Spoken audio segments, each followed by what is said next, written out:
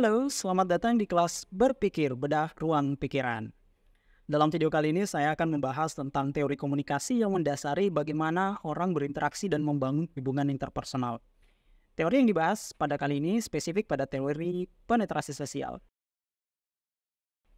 Nah, teori komunikasi penetrasi sosial yang dikembangkan oleh Irwin Altman dan Dalmas Taylor tahun 73 ini merupakan sebuah teori yang membahas bagaimana hubungan dan kedalaman keintiman sosial seseorang itu berkembang melalui komunikasi yang semakin intens.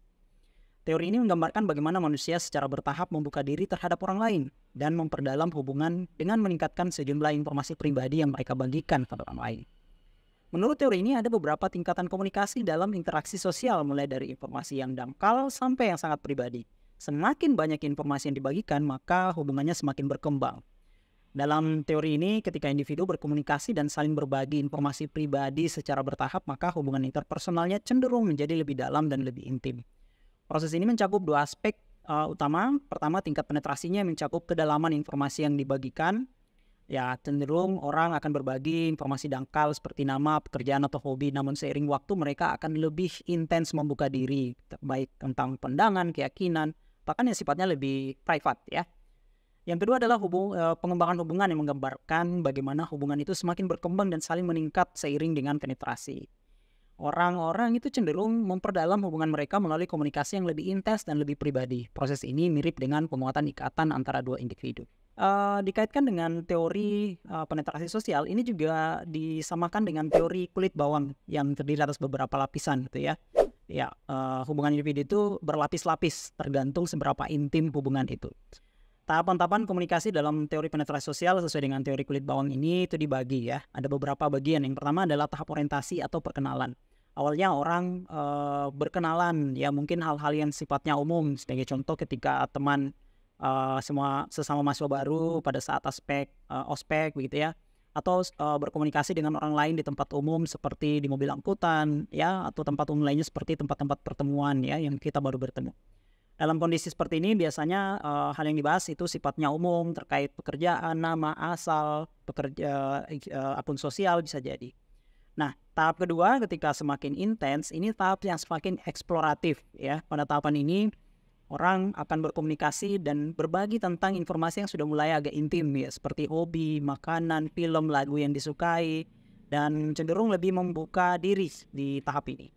Tingkatan yang paling dalam, lebih dalam lagi adalah tahapan di mana orang membicarakan hal-hal yang bersifat lebih pribadi seperti pengalaman pribadi yang mungkin tidak semua orang mengetahui. Biasanya orang yang sudah di tahap ini sudah seperti sahabat karib. Nah, yang paling terakhir adalah pertukaran stabil ya.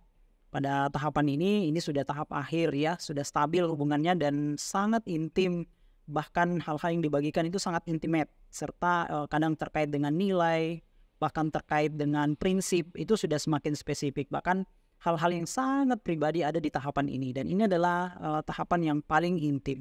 Biasanya pasangan-pasangan ketika misalnya pacaran atau hubungan dalam keluarga atau saling berkenalan untuk menjalin hubungan keluarga, biasanya tahap ini sudah semakin dalam ya, sudah berada di tahapan ini. Nah, teori komunikasi penetrasi sosial juga contohnya biasanya kita bisa lihat dalam hubungan sehari-hari. Misalnya ada dua rekan kerja yang baru saja bekerja sama dalam sebuah proyek. Mungkin awalnya mereka hanya berbincang tentang nama, pekerjaan, topik, dan hal-hal yang dangkal lainnya. Namun seiring waktu ketika mereka sering bekerja sama ya, maka pandangan mereka mulai disatukan terhadap karir, kemudian ambisinya, rencana ke depannya, dan hubungan-hubungan ini biasanya semakin meningkat tergantung bagaimana kedua orang ini ingin menjalin hubungan ya. Bagaimana intensitas komunikasi mereka ketika membahas hal-hal yang lebih intim, maka hubungan mereka akan semakin dalam. Nah, konsep penetrasi sosial adalah begitu antara dua orang atau beberapa orang saling menceritakan keintiman, maka hubungan mereka akan semakin intim. Dan ini juga sekaligus menjadi ancaman bagi hubungan, karena bagi orang-orang yang mungkin sudah berkeluarga, ketika misalnya di tempat kerja mereka mengenal satu dengan yang lain, teman kerja, dan semakin sangat intim saling mengenal, akhirnya muncul banyak masalah.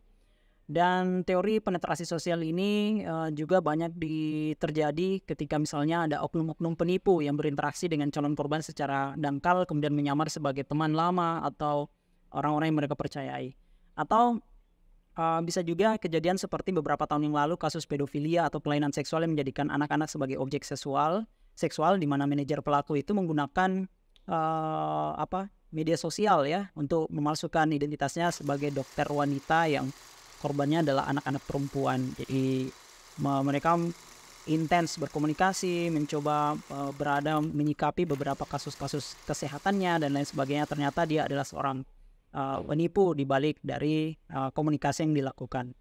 Nah, artinya apa? Bahwa teori penetrasi sosial ini terjadi secara terbuka ya di media sosial sehingga sangat berbahaya. Tentunya bagi kita yang belajar tentang ilmu komunikasi ini tentunya menjadi sesuatu yang memberi informasi tentang bagaimana mengetahui teknik-teknik dari penetrasi sosial yang dilakukan orang-orang di media sosial.